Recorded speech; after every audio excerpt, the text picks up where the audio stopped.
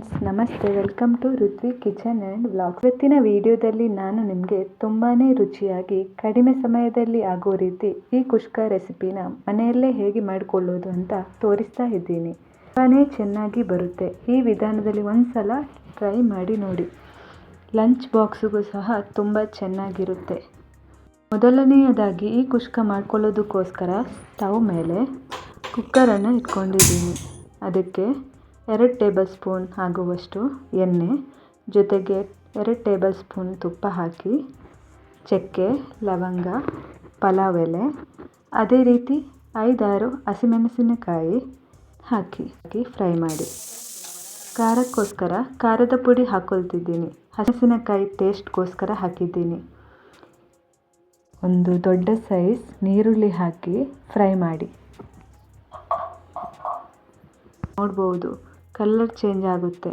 ಹಾಗೆ ಇದರಲ್ಲಿ 1.5 table spoon ಆಗುವಷ್ಟು ಶುಂಠಿ ಬೆಳ್ಳುಳ್ಳಿ ಪೇಸ್ಟ್ ಹಾಕಿಬಿಟ್ಟು ಹಸಿ ಸ್ಮೆಲ್ ಹೋಗುವವರೆಗೂ ಫ್ರೈ ಮಾಡಿ. ಇದರಲ್ಲಿ 1 ಹಿಡಿ ಆಗುವಷ್ಟು ಕೊತ್ತಂಬರಿ ಸೊಪ್ಪು, ಪುದೀನ ಸೊಪ್ಪು ಸಣ್ಣದಾಗಿ ಕಟ್ ಮಾಡಿ ಹಾಕಿಬಿಟ್ಟು ಸ್ವಲ್ಪ ಫ್ರೈ ಮಾಡ್ಕೋಬೇಕು.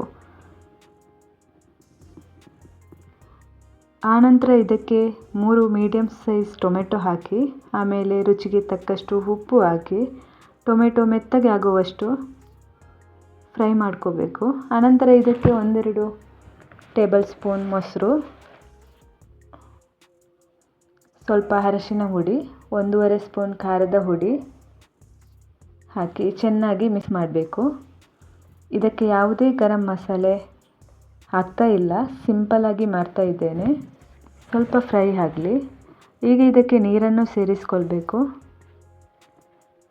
2 ಗ್ಲಾಸ್ ರೈಸ್ ತಗೊಂಡ್ರೆ 4 ಗ್ಲಾಸ್ ನೀರು ಆ್ಯಡ್ ಮಾಡಬೇಕು.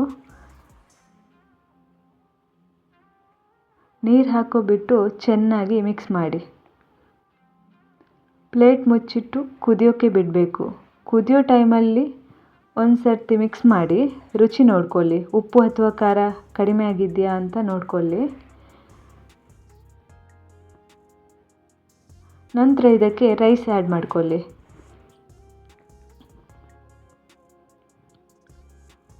ರೈಸ್ ಆ್ಯಡ್ ಮಾಡಿದ ನಂತರ ಮಿಕ್ಸ್ ಮಾಡಿ. ಈಗ ಕುಕ್ಕರ್ ಮುಚ್ಚಿಟ್ಟು 3 ವಿಸಿಲ್ ಹಾಕಿದರೆ ಕುಷ್ಕ ರೆಡಿ ಆಗುತ್ತೆ. ಸೊ ನೋಡಿದ್ರಲ್ವ, ನೀವು ಕೂಡ ಈ ಥರ ಕುಷ್ಕನ ಟ್ರೈ ಮಾಡಿ. ಮಾಡಿದ ಮೇಲೆ ಹೇಗೆ ಬಂತು ಅಂತ ಕಮೆಂಟ್ ಮಾಡಿ ತಿಳಿಸಿ. ಇವತ್ತಿನ ವಿಡಿಯೋ ಇಷ್ಟ ಆದರೆ ಲೈಕ್ ಮಾಡಿ, ಫ್ರೆಂಡ್ಸ್ಗೂ ಶೇರ್ ಮಾಡಿ. Thank you. Keep watching Ruthvi kitchen and vlogs.